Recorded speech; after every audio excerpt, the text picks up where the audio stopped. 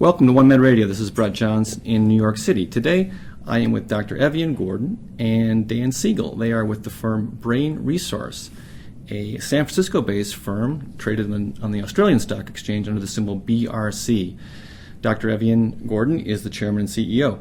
Can you tell us first, Evian, what is the business of Brain Resource? The business is to essentially look at everything to do with the brain as an entire system. And the key goal is simply to work out objectively what really works. Evidence for what really works as to who should take what drug, what medication, on the one hand, and on the other hand, some tools, games, training facilities to work out what really works for people to train their brains to be more effective, more positive, more resilient. That's essentially the same, two sides of the same coin, about making more effective brains.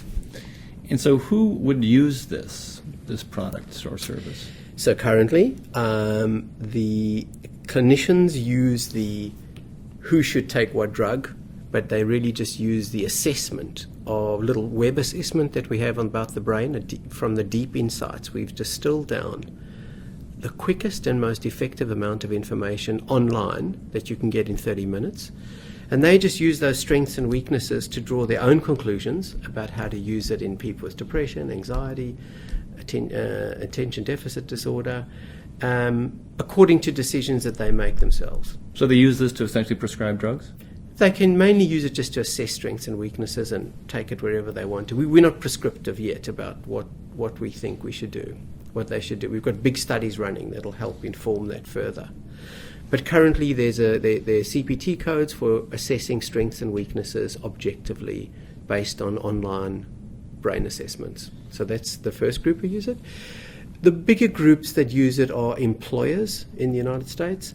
13 large name brand companies use the training site, mybrainsolutions.com, to empower their employees to basically be less stressed and more resilient from assessing their brain, knowing their brain, and most importantly, training. The brain is like a muscle. Neurons that fire together wire together. So if you train your brain, you are what you think about. So if you train your brain to think more positively, you'll become more positive. If you find strategies to deal with adversity, you'll become more resilient.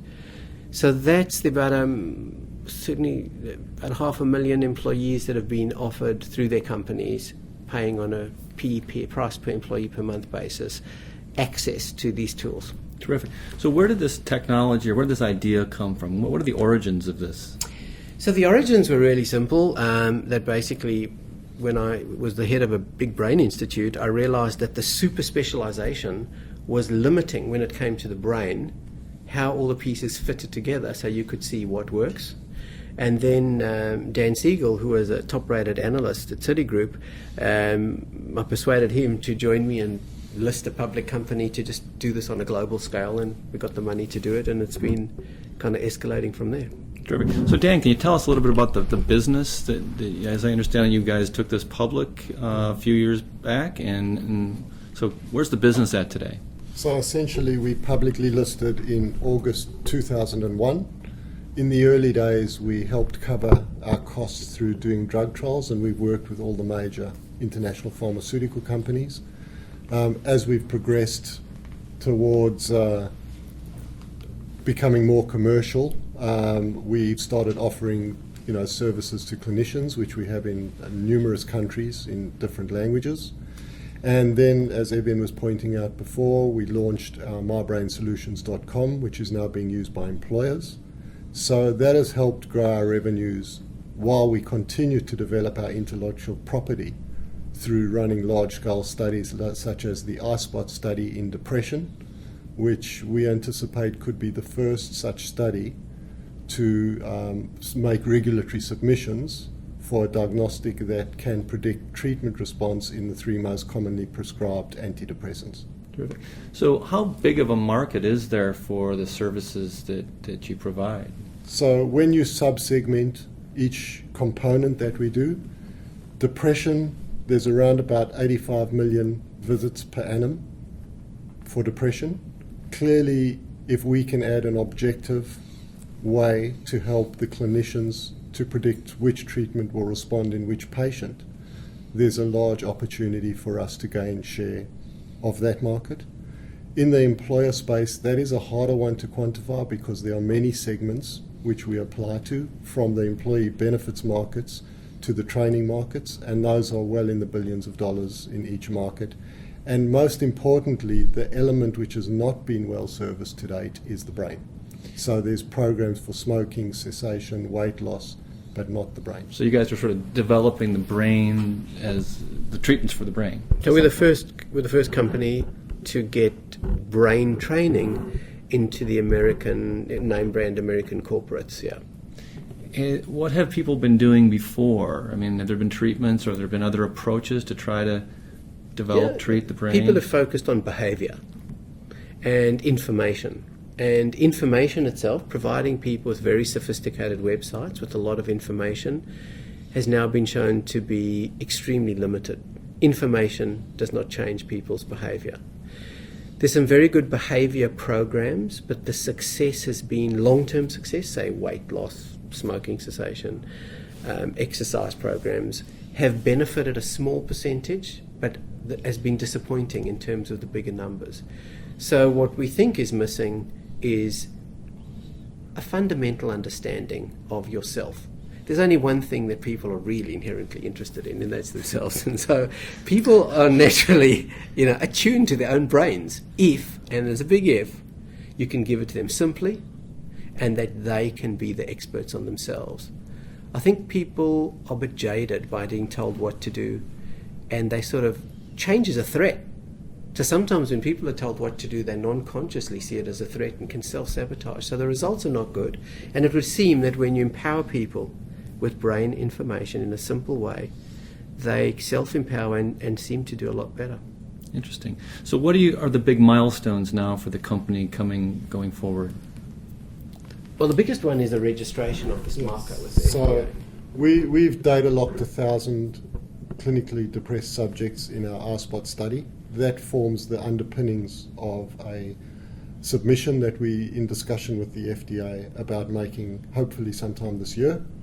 And clearly the end goal is to have a tool that can help the market, being the clinical market, to better match the right treatment to the right individual. So clearly with the publications that are emerging from our study and the various outcomes which we're deriving, that can empower a lot of opportunities for us to enhance our product sales. So your vision is that every clinician would use this as a central tool prior to prescribing drugs or treatments? It's a huge market. Just even if a small percentage, that would be huge, huge revenue. And then, of course, the employers, we've already generated how many millions of revenue last year? I think 6. Yeah.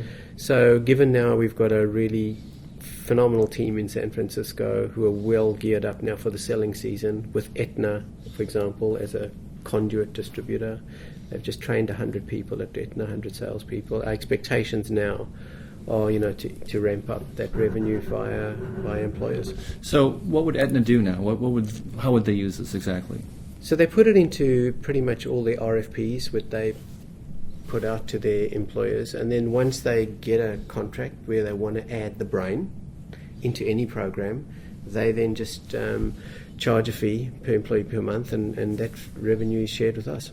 And then employees start to then take the tests and the training. The training. Yeah, it's a very self-contained website, mybrainsolutions.com, which has been designed to be user-friendly and to empower the user. And we offer a very significant competitive differentiator when the various providers are responding to the request for proposals, because we offer capabilities in the brain which are not that common amongst other providers. And that is something which we are hearing is increasingly becoming something the consultants are looking for. Yeah.